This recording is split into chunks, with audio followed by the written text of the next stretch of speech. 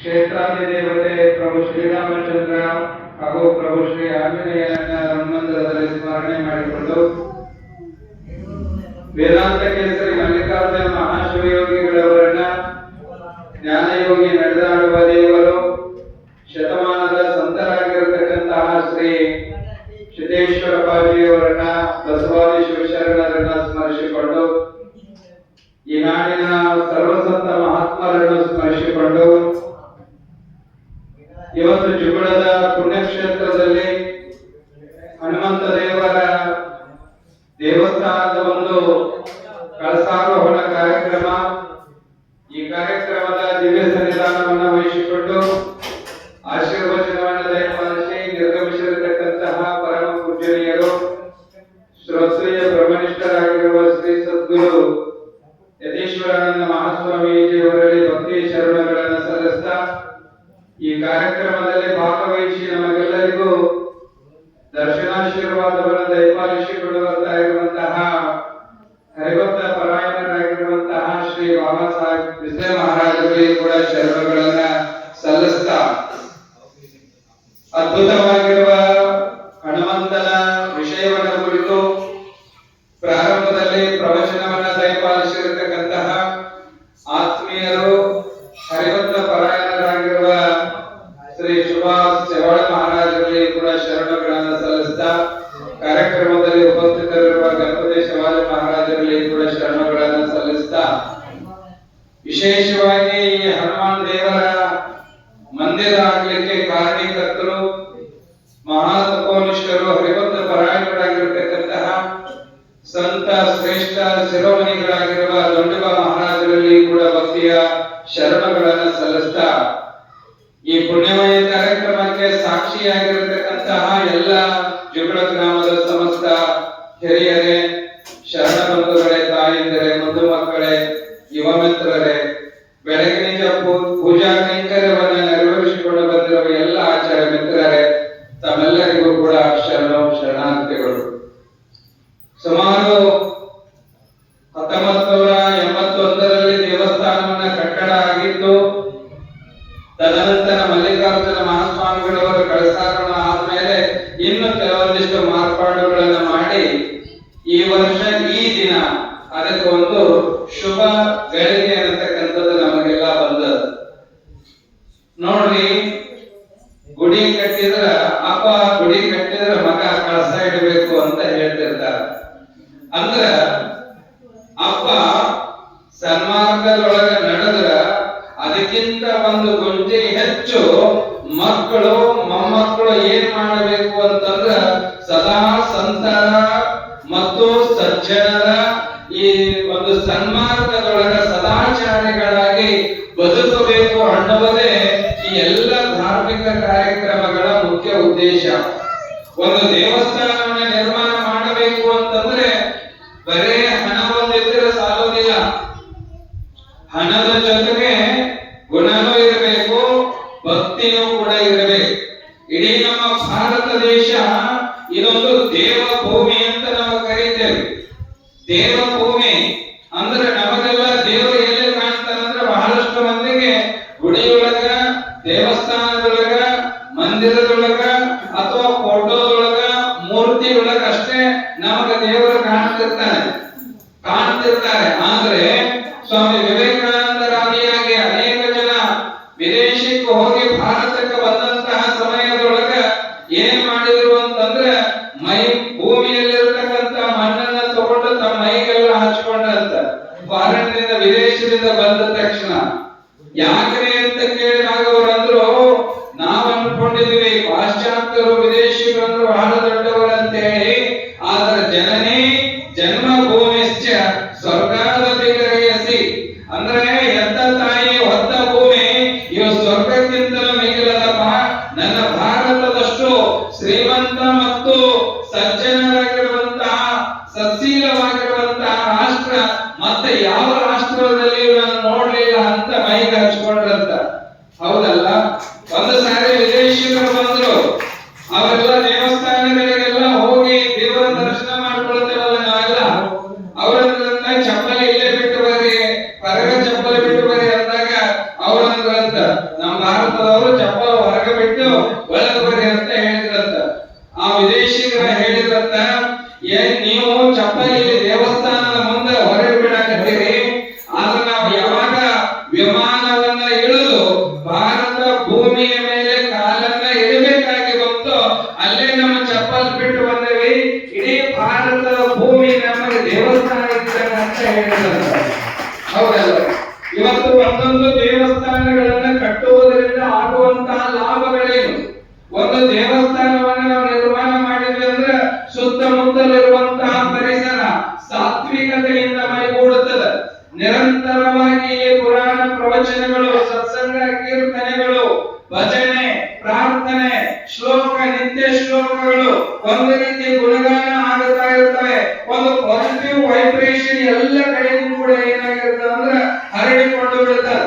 ಹಾಗಾಗಿ ಸುತ್ತಮುತ್ತಲಿರುವಂತಹ ಯುವಕರಿಗೆ, ಮಕ್ಕಳಿಗೆ, ಮಹಿಳೆಯರಿಗೆ, ಹಿರಿಯರಿಗೆ ಒಂದು ಒಳ್ಳೆಯ ಸಂಸ್ಕಾರ ಅನ್ನತಕ್ಕಂಥದ್ದು ಖಂಡಿತವಾಗಿಯೂ ಕೂಡ ಬೀಳುತ್ತದೆ, ಅದರ ಛಾಯ ಬೀಳುತ್ತದೆ.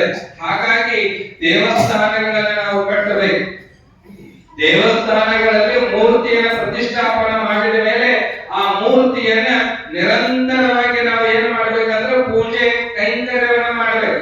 ಕನಿಷ್ಠ ಬೆಳಗ್ಗೆ ಸಾಯಂಕಾಲ 2 ಹೊತ್ತಾದರೂ ಕೂಡ ಸರಿಯಾದ ರೀತಿಯಲ್ಲಿ ಪೂಜೆ ಮಾಡಬೇಕು, ಮಂತ್ರ ಸಹಿತವಾಗಿ ಮಾಡಬೇಕು.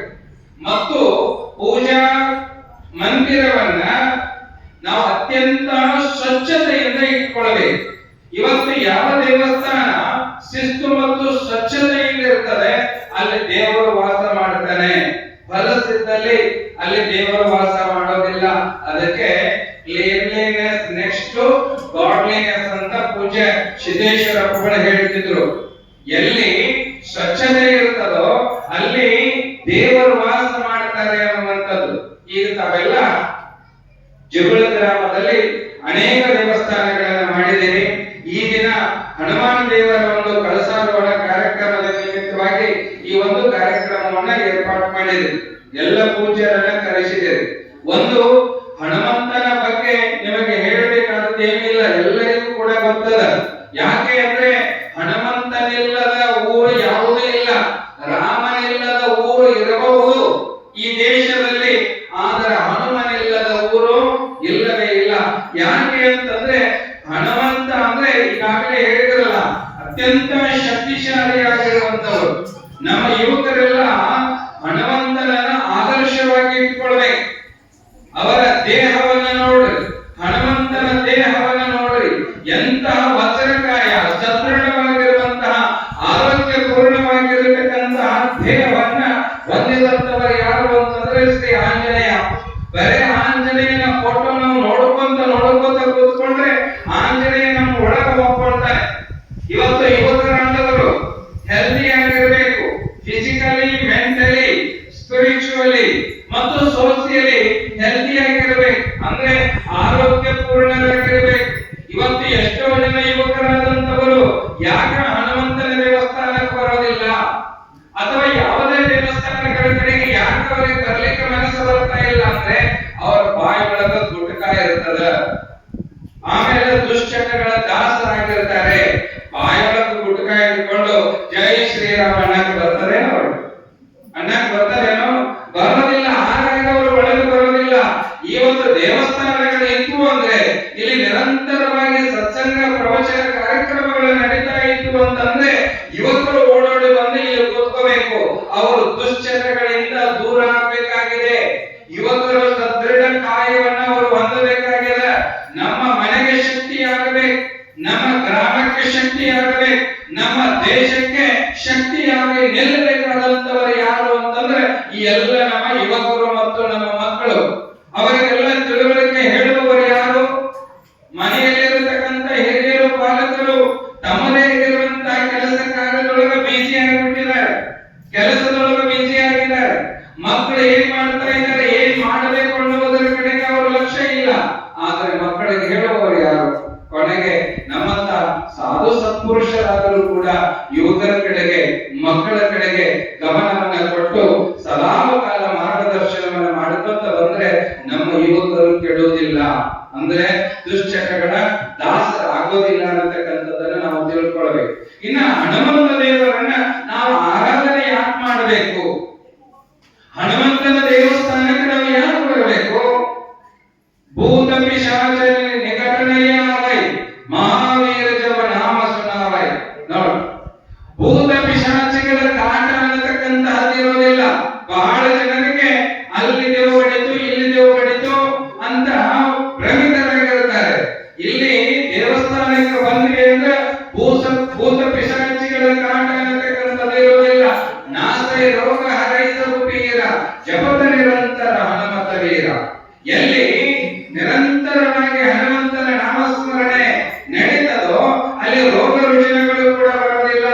ಇನ್ನೂ ಒಂದು ಮಾತು ಹೇಳ್ತಾರೆ, ಸಂಕಟ ಕಟೈ ಸಬ ಪೀರ ಜಪತ ನಿರಂತರ ಹನುಮಂತ ವೀರ.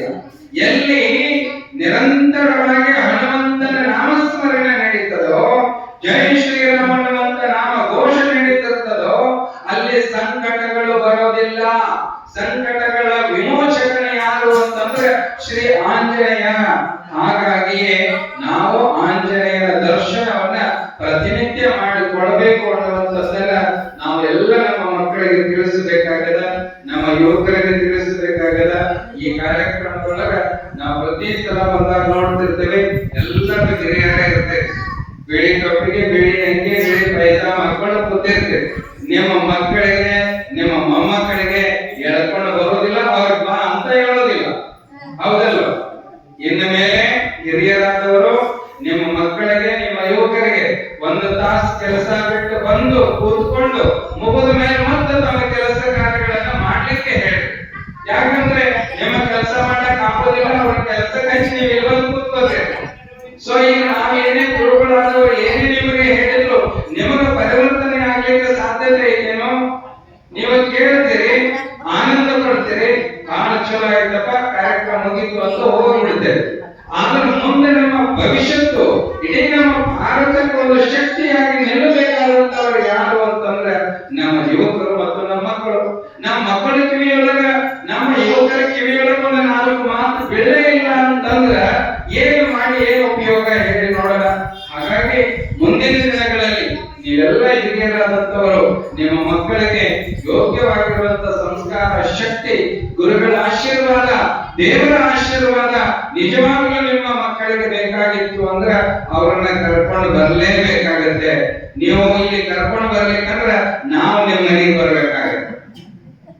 ಯಾವ್ದು ಬೇಕು ವಿಚಾರ ಮಾಡಿ. ಈಗ ಕೊನೆಗೆ ಅದೇ ಬಂದದ, ನೀವಂತೂ ಯಾರು ಗುರುಗಳ ಸಮೀಪಕ್ಕೆ ಬರೋದಿಲ್ಲ. ದೂರ ನಿಂತು ದೂರ ನಮಸ್ಕಾರ ಮಾಡಿ ದೂರ ಕೇಳಿ ನಾವು ನಮ್ಮ ಮನೆಗೆ ಓಡೋಗ್ಬಿಡ್ತೇವೆ. ಗುರುಗಳ ಸಮೀಪಕ್ಕೆ ಬರೋದು ಬಹಳ ಕಡಿಮೆ ಇಲ್ಲ, ಹೌದಲ್ಲ?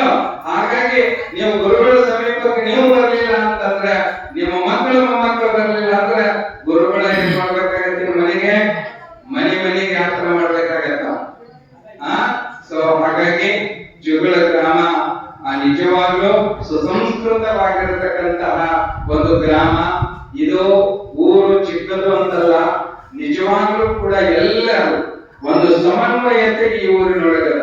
ಅತ್ಯಂತ ಪ್ರೀತಿಯಿಂದ ನಿಜವಾಗ್ಲೂ ನಿಮ್ಮೊಳಗ ಬರೀ ಹೃದಯ ಶ್ರೀಮಂತಿಕೆ ಅಥವಾ ಭೌತಿಕ ಶ್ರೀಮಂತಿಕೆ ಅಷ್ಟೇ ಅಲ್ಲ, ನಿಮ್ಮೊಳಗ ಹೃದಯ ಶ್ರೀಮಂತಿಕೆ ಅದ. ಆ ಹೃದಯದೊಳಗ ಒಂದು ಅತ್ಯಂತ ಪವಿತ್ರವಾದ ಭಕ್ತಿಯ ಶ್ರೀಮಂತಿಕೆ ಅದ.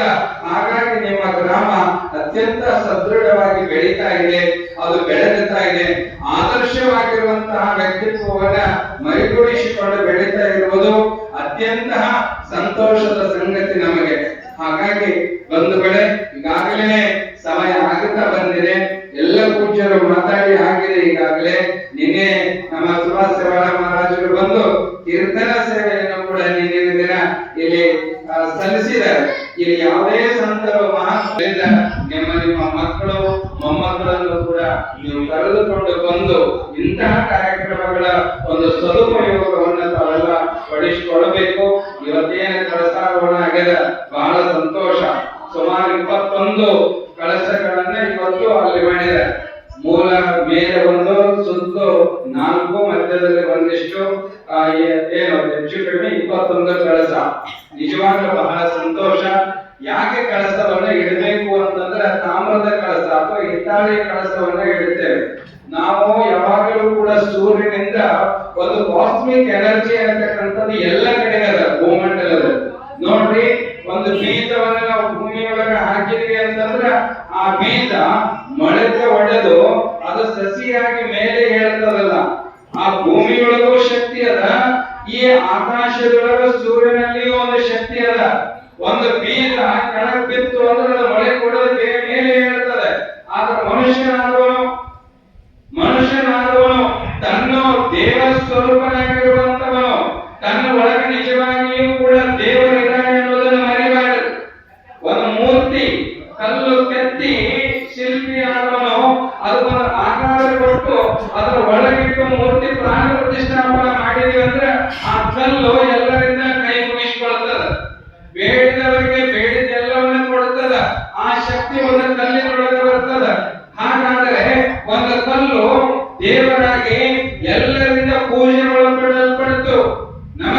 ಮಾಡಿಸ್ಕೊಳ್ಳಿಕ್ಕೆ ಆದ್ರೆ ನಮ್ಮ ಒಳಗ ದೇವರದನ, ಆ ದೇವರನ್ನ ನಾವು ಅರಿಲಿಲ್ಲ ಅಂದ್ರೆ ಏನ್ ಮಾಡೋದು? ಎಲ್ಲೋ ಹುಡುಕದ ಇಲ್ಲದ ದೇವರು ಕಲ್ಲು ಮಣ್ಣುಗಳ ಗುಡಿಯೊಳಗೆ ಇಲ್ಲೇ ಇರುವ ಪ್ರೀತಿ ಸ್ನೇಹಗಳ ಗುರುತಿಸದಾದೇನೋ ನನ್ನೊಳಗೆ ಅಂತ ಏನೋ G.S. ಶಿವರುದ್ರಪ್ಪನವರು ಹೇಳ್ಕೊಂಡು ಬಂದ್ರು. ಕಲ್ಲು ಮಣ್ಣುಗಳ ಗುಡಿಯೊಳಗೆ ಇಲ್ಲೇ ಇರುವ ಪ್ರೀತಿ ಸ್ನೇಹಗಳು ಗುರುತಿಸದಾದೇನೋ ನನ್ನೊಳಗೆ. ಎಲ್ಲಿದೆ ನಂದನ, ಎಲ್ಲಿದೆ ಬಂಧನ, ಎಲ್ಲ ಇವೆ ಈ ನಮ್ಮೊಳಗೆ. ಒಳಗಿನ ತಿಳಿಯಲು ಕಲಕದ ಇದ್ದರೆ ಅಮೃತದ ಸವಿ ಇದೆ ನಾಲಿಗೆಗೆ ಅಂತ ಹೇಳಿದ್ರು. ಹೊಲಸು ತುಂಬಲಿಲ್ಲ ಅಂದ್ರ, ಹೊಲಸು ಬೀಳಲಿಲ್ಲ ಅಂದ್ರ ನಮ್ಮ ನಾಲಿಗೆಯೊಳಗ ಅಮೃತದ ರುಚಿ ಬಂದು ಬಿಡುತ್ತದೆ, ನಮ್ಮ ಜೀವನ ಸಾರ್ಥಕವಾಗಿ ಬಿಡುತ್ತದೆ ಪುಣ್ಯಾತ್ಮರೇ. ಹಾಗಾಗಿ ನಾನು ಕೇಳಿಕೊಳ್ಳೋದು ಇಷ್ಟೇ, ನಿರಂತರವಾಗಿ ಆಂಜನೇಯ ದೇವಸ್ಥಾನದೊಳಗ ಹನುಮಾನ್ ಚಾಲಿಸ್ ಆಕ್ಚುಲಿ ಅಟ್ಲೀಸ್ಟ್ ಶನಿವಾರ ಭೂಮಿ ಆದ್ರೂ ಕೂಡ ಇಲ್ಲಿ ನಿರಂತರವಾಗಿ ಹನುಮಾನ್ ಚಾಲಿಸು ಪಠಣ ಆಗಲಿ. ಇಲ್ಲಿ ಯಾರೇ ದೇವಸ್ಥಾನಕ್ಕೆ ಬಂದ್ರೆ ನಮಗೆ ಸಂಕಟಗಳು ಬರೋದಿಲ್ಲ, ರೋಗ ರುಜಿನಗಳು ಬರೋದಿಲ್ಲ, ಭೂತ ಪಿಶಾಚಿಗಳ ಕಾಟ ನಮಗೆ ಬರೋದಿಲ್ಲ. ಒಂದು ಧೈರ್ಯಶಾಲಿಯಾಗಿ ನಾವು ಬದುಕಲಿಕ್ಕೆ ಒಂದು ದೊಡ್ಡ ಶಕ್ತಿ ನಮಗೆ ಯಾರು ಅಂತಂದ್ರೆ ಹನುಮಂತ. ಬರೀ ನೋಡ್ರಿ, ಆ ರೋಮಗಳಲ್ಲಿ ಹನುಮಂತನ ರೋಮಗಳಲ್ಲಿಯೂ ಕೂಡ ನಾಮಸ್ಮರಣೆ, ಜೈ ಶ್ರೀರಾಮ್ ಜೈ ಶ್ರೀರಾಮ್. ನಿಮಗೆ ಗೊತ್ತದ ಏನೋ ಸೀತಾಮಾತೆಯನ್ನು ತಗೊಂಡು ಬರಬೇಕು, ಲಂಕೆಗೆ ಹೋಗ್ಬೇಕು, ಸಮುದ್ರಕ್ಕೆ ಸೇತುವೆಯನ್ನು ಕಟ್ಟಬೇಕಾಗಿತ್ತು. ಹೇಗೆ ಕಟ್ಟಬೇಕು ಅಂತ ವಿಚಾರಣ ಮಾಡಿದಾಗ ಒಂದೊಂದು ಕಲ್ಲು ತಗೊಂಡು ಬಂದು ಏನ್ ಮಾಡ್ತಿದ್ರು ಅಂತಂದ್ರ ಅದ್ರ ಮೇಲೆ ಜೈ ಶ್ರೀರಾಮ್ ಅಂತೇಳಿ ಬರೆದು ಆ ಕಲ್ಲುಗಳನ್ನ ನೀರೊಳಗೆ ಇಟ್ಕೊಂತ ಹೋಗ್ತಾ ಇದ್ರು. ಶ್ರೀರಾಮಚಂದ್ರ ನೋಡ್ತಾ ಕುತ್ಕೊಂಡಿದ್ದ ಒಂದ್ ಕಡೆ ಒಂದು ಕಲ್ಲು ಮೇಲೆ. ಅವನು ಏನ್ ಮಾಡಿದ ಅಂತಂದ್ರ ಶ್ರೀರಾಮಚಂದ್ರ, ಸ್ವತಃ ಶ್ರೀರಾಮಚಂದ್ರ ಅದ್ರ ಮೇಲೆ ತಾನು ಜೈ ಶ್ರೀರಾಮ್ ಅಂತ ಬರೆದ, ತಗೊಂಡು ಹೋಗಿ ಒಂದು ಕಲ್ಲು ಇಟ್ಟ. ಆ ಕಲ್ಲು ಮುಳುಗುತ್ತಂತ. ಹನುಮಂತ ಇಟ್ಟದ ಕಲ್ಲು ತೇಲ್ತಾ ಇತ್ತು, ಸ್ವತಃ ರಾಮ ಜೈ ಶ್ರೀರಾಮ್ ಅಂತ ಬರೆದಿಟ್ರು, ಅದು ಮುಳುಗುತ್ತಂತ. ಯಾಕಂತ ಕೇಳಿದಾಗ ಗೊತ್ತಾಯ್ತು, ಇಲ್ಲಿ ಕಲ್ಲು ಮಹತ್ವದಲ್ಲ, ಭಾವ ಬಹಳ ಮುಖ್ಯ, ಇಲ್ಲಿ ಭಕ್ತಿ ಬಹಳ ಮುಖ್ಯ.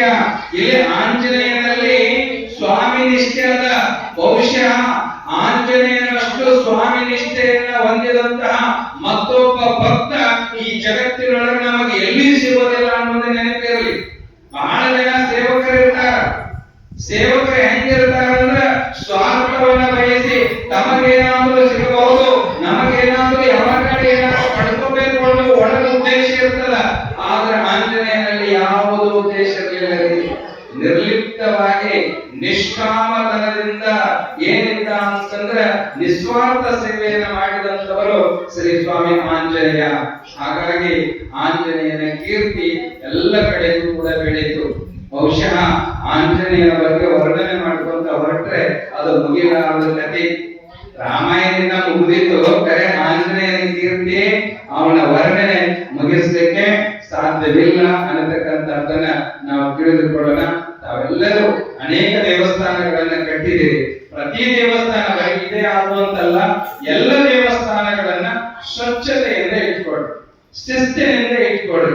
ಆ ದೇವಸ್ಥಾನಕ್ಕೆ ಬಂದಾಗ ನಮ್ಮ ಮನಸ್ಸನ್ನು ನಾವು ಸ್ವಚ್ಛವಾಗಿ ಇಟ್ಕೊಂಡು ನಾವು ದೇವಸ್ಥಾನಕ್ಕೆ ಬಂದಿವಿ ಅಂದ್ರೆ ನಮ್ಮ ಗ್ರಾಮ ಇದು ಸ್ವರ್ಗ, ಕೈಲಾಸ ಆಗಿಬಿಡ್ತದ. ನಮ್ಮ ಗ್ರಾಮ ಏನಾಗ್ತದ, ಕೈಲಾಸ ಸದೃಶವಾಗಿ ಬಿಡುತ್ತದ ಅನ್ನುವಂತಹ ಮಾತನ್ನ ಇಲ್ಲಿ ತಿಳಿಸ್ತಾ, ಇವತ್ತು ಹನುಮಾನ್ ದೇವರ ಕಳಸಾರೋಹಣ ಕಾರ್ಯಕ್ರಮವನ್ನು ಎಲ್ಲ ಹಿರಿಯರು ನೆರವೇರಿಸಿದಿರಿ. ಇದೊಂದು ಐತಿಹಾಸಿಕ ಕಾರ್ಯಕ್ರಮ. ಸುಮಾರು 43-44 ವರ್ಷಗಳ ಹಿಂದೆ ಆಗಿರತಕ್ಕಂಥ 45 ವರ್ಷ ಹೆಚ್ಚು ಕಡಿಮೆ 45 ವರ್ಷದ ನಂತರ ಮತ್ತೆ ಕಳಸಾರೋಹಣ. ಇದೊಂದು ಇತಿಹಾಸ. ನೀವೆಲ್ಲ ಹಿರಿಯರಾದವರು ನಿಮ್ಮ ಜೀವನದೊಳಗ ಏನಾದ್ರೂ ಒಂದು ಒಳ್ಳೆಯದು ಮಾಡಿದೇವಪ್ಪ, ಆ ದೇವರಿಗೆ ಏನಾದ್ರೂ ಒಂದು ಮಾಡಿದೇವ, ಸಾಧಿಸಿದೇವ ಅಂತ ಅನಿಸಿದ್ರ ಕಣ್ಣು ಮುಚ್ಕೊಂಡು ನೋಡ್ರಿ. ಇಲ್ಲಪ್ಪ, ಹನುಮಾನ್ ದೇವರ ಕಳಸಾರೋಹಣ ಮಾಡಿದ್ವಿ, ನಮ್ಮ ಜೀವನ ಸಾರ್ಥಕ ಆಯ್ತು ಅಂತ ಅನ್ಸೋದಿಲ್ವಾ ನಮಗೆ? ಹೌದಲ್ಲ? ಯಾವುದೇ ಒಳ್ಳೆಯ ಕಾರ್ಯಗಳ, ಧರ್ಮ ಕಾರ್ಯಗಳ ನಮ್ಮನ್ನು ಯಾವಾಗಲೂ ರಕ್ಷಣೆ ಮಾಡುತ್ತಾರೆ ಅನ್ನುವಂಥದ್ದು ನಮಗೆಲ್ಲರಿಗೂ ಗೊತ್ತಿರಲಿ. ನಾವು ಅವ್ರ ರಕ್ಷಣೆ ಮಾಡ್ತಾರೆ, ಇವರು ರಕ್ಷಣೆ ಮಾಡ್ತಾರೆ, ಯಾರ್ಯಾರು ರಕ್ಷಣೆ ಮಾಡ್ತಾರೆ ಅಂತ ನಾವು ಹೊರಟಿದ್ದೇವೆ. ನಾವು ಯಾರು ರಕ್ಷಣೆ ಮಾಡೋದಿಲ್ಲ. ನಮ್ಮನ್ನು ರಕ್ಷಣೆ ಮಾಡೋದು ಯಾವುದು ಅಂದ್ರೆ ನಾವು ಮಾಡಿದ ಪುಣ್ಯ, ನಾವು ಮಾಡಿದ ಕಾರ್ಯಗಳು ನಮ್ಮನ್ನ ರಕ್ಷಣೆ ಮಾಡುತ್ತವೆ.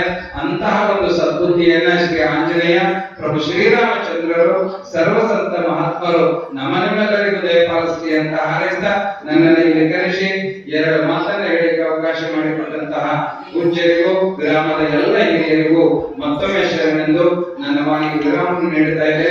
ಸರ್ವರಿಗೂ ಶರಣು ಶರಣ.